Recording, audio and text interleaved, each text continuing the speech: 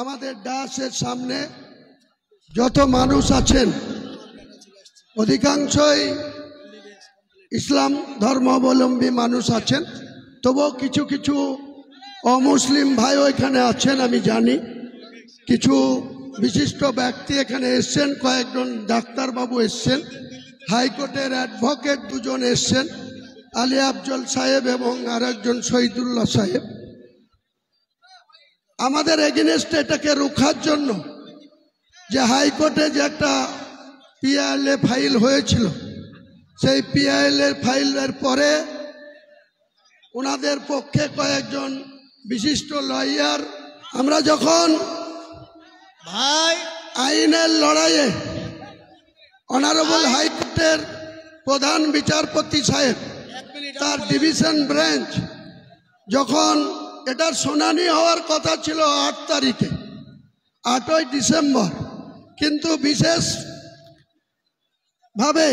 সেই শুনানিটা 5 তারিখে আগিয়ে আনা হয়েছিল। প্রধান বিচারপতিকে মেনশন করে ওনাদের পক্ষে যারা লয়ার ছিল তিনারা 8 তারিখের জায়গায় 5 তারিখে মেনশন করেছিল। আমাকে এত ব্যস্ততার মধ্যেও যখন এটা পিএলএ ফাইল হলো তখন আমি 3 তারিখে আমাকে জরুরি ভিত্তিতে জেলা ছেড়ে কলকাতায় যেতে হলো। এই আলী আফজল সাহেব থেকে শুরু করে কয়েকজন বিশিষ্ট আইনজীবীর সাথে 1 ঘন্টা পরামর্শ করে ওনাদেরকে আমি পাওয়ার দিয়ে আসলাম যে যা করার করতে হবে। যারা এটার জন্য রোখার চেষ্টা করছে, আমি কোনো অসাংবিধানিক কাজ করছি না। ভারতের সংবিধানকে সম্মান জানিয়েই প্রত্যেকটা ধর্মাবলম্বী মানুষের নিজের নিজের অধিকার আছে। কেউ চার্চ বানাতে পারে, কেউ গির্জা বানাতে পারে, কেউ মন্দির বানাতে পারে। আমরা মুসলমান যারা তারা আল্লাহর ঘর মসজিদ বানাতে পারি। এখানে মিডিয়া বন্ধুদের বলবো, ন্যাশনাল মিডিয়ার বন্ধুদের বলবো, আপনারা দেখতে পাচ্ছেন বাংলায় এবং ইংরেজিতে এখানে পবিত্র বাবরি মসজিদের ভিত্তি স্থাপন প্রস্তাব লেখা আছে। আপনারা একটু ওই দিকে লক্ষ্য করবেন, আপনাদের ক্যামেরা ওই দিকে ঘোরাবেন, কিন্তু ভারতবর্ষ দেখুক যে এক শ্রেণীর মানুষ এটা হতে দিতে চাইনি। বাবরি মসজিদ নাকি ভারতের মাটিতে হবে না। আপনাদের অবগত করার জন্য বলি, 2019 সালে সুপ্রিম কোর্টের প্রধানমন্ত্রীর যে ব্রাঞ্চ, ফুল বেঞ্চ 5 সদস্যের, তারা দীর্ঘদিন ধরে এই মামলার শুনানি করার পর 2019 সালের নভেম্বর মাসে একটা জাজমেন্ট এসেছিল। সেই জাজমেন্টে কোনো পেপার ছাড়াই প্রত্যেকটা মানুষের অধিকার, যার ডিড এবং ডিডের বলে যার মিউটেশন, কনভার্সন, অর্থাৎ কাগজ কলমে যে মালিক, সেই মালিকানার প্রত্যেকটার অধিকার আছে। সেখানে কি বানাবে, কি করবে। হিন্দু ভাইদের মন্দির করার অধিকার আছে, আগেই বললাম গির্জা করার অধিকার আছে, চার্চ বানানোর অধিকার আছে, তেমনি মুসলমান ভাইদের পবিত্র আল্লাহর ঘর মসজিদ বানানোর অধিকার আছে। সুপ্রিম কোর্ট যে জাজমেন্ট দিয়েছিল, সেই জাজমেন্টে যেমন উইদাউট কাগজপত্র ছাড়াই, রামলীলার কোনো ডকুমেন্টস ছাড়াই, শুধু বলেছিল মানুষের আবেগকে সাড়া দিয়ে অনারেবল সুপ্রিম কোর্টের 5 সদস্যের ডিভিশন বেঞ্চ সেদিন বলেছিল যে এক শ্রেণীর হিন্দু সমাজের মানুষ এখানে বাবরি মসজিদ ভেঙে দিয়েছে 1992 সালে। সেখানে তাদের আবেগকে গুরুত্ব দিয়ে সেখানে রাম মন্দির হবে।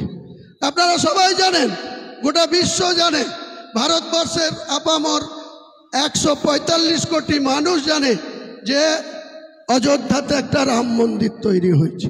আমরা কেউ মুসলমান সম্প্রদায়ের মানুষ কেউ তার বিরোধিতা করিনি।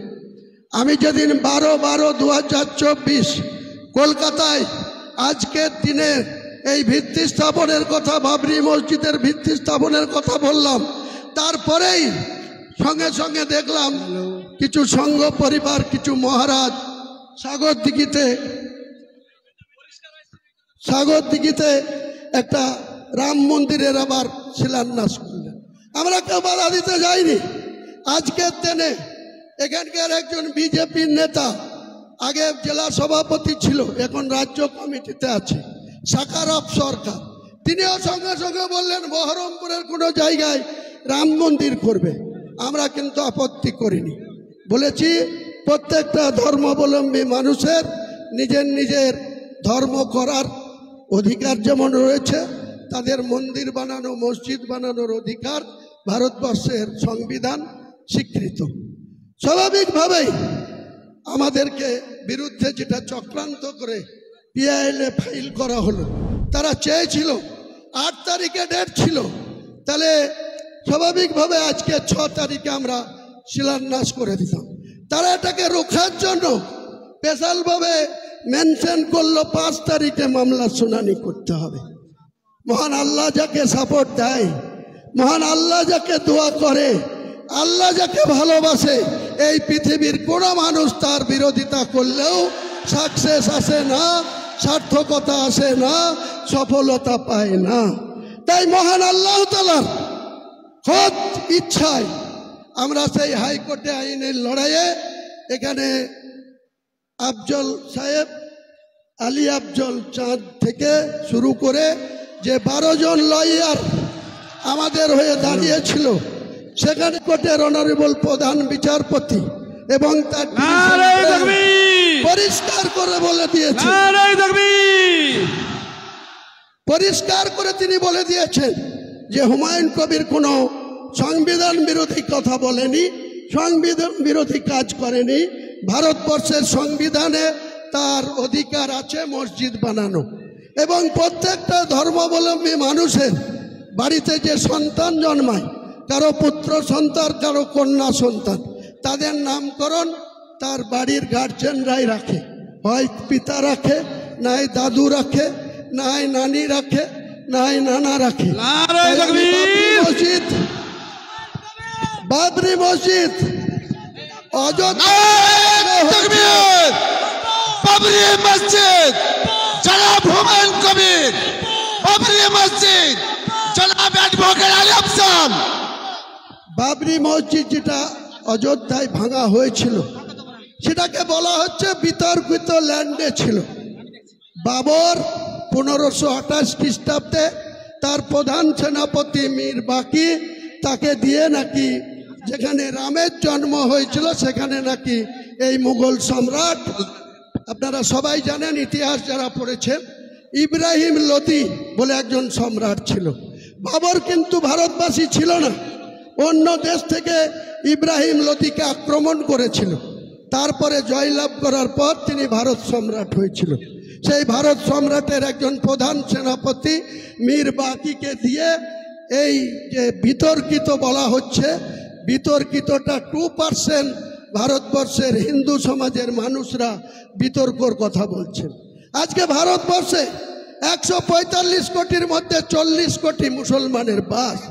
এই বাংলায় 11.5 কোটির মধ্যে 4 কোটির বেশি মুসলমানের বাস। সেখানে আমরা একটা বাবরি মসজিদ করতে পারবো না?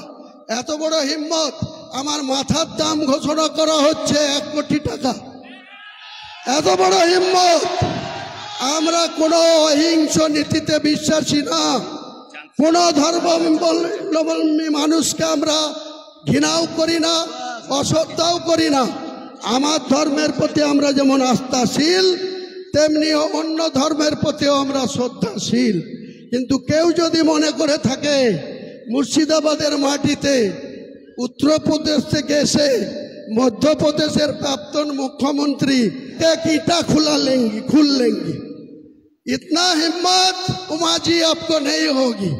बंगाल में जो 37% मुसलमान आबादी है, ये शहीद हो जाएगी, लेकिन ये बाबरी मस्जिद का एक भी ईटा नहीं खुलने देगी, एक भी ईटा नहीं खुल देगी। ये मेरा चैलेंज है।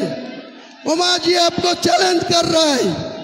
जो मेरा शेर लेने के लिए घोषित किया, उनको भी मैं सतर्क कर रहा है, चेतावनी दे रहा है। आप ऐसा मत कीजिए। आप हुमायूं कबीर को कैसाग्रह स्पर्श नहीं कर पाएगी। खुद महान अल्लाह ताला सृष्टिकर्ता मुसलमान के पास है, कुरान के हिफाजत के लिए है।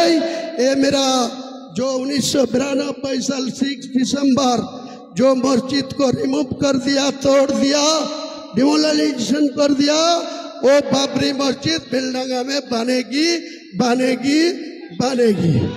नारे तकबीर। उनका साथ एक इस्लामिक हॉस्पिटल भी होगी 500 बेड में। यहाँ का जो मेडिकल कॉलेज है वहाँ कोई परिसेवा ठीक ठाक नहीं मिलते। एक के बेड में 3 को पेशेंट को वहाँ रुकने होते हैं। तो मैं यही बोलना चाहते हूँ, यहाँ शुद्ध मस्जिद नहीं बनेगी, हॉस्पिटल भी बनेगी, मेडिकल कॉलेज भी बनेगी, एक रेस्टोरेंट कम होटल भी बनेगी, एक पार्क भी बनेगी, एक हेलीकॉप्टर नामने के लिए एक हेलीपैड भी बनेगी। Total budget 300 crore, total budget 300 crore. मेरे को इंडिया को एक बहुत बड़ा शिल्पपति, उनको 4000 करोड़ का फाइल है।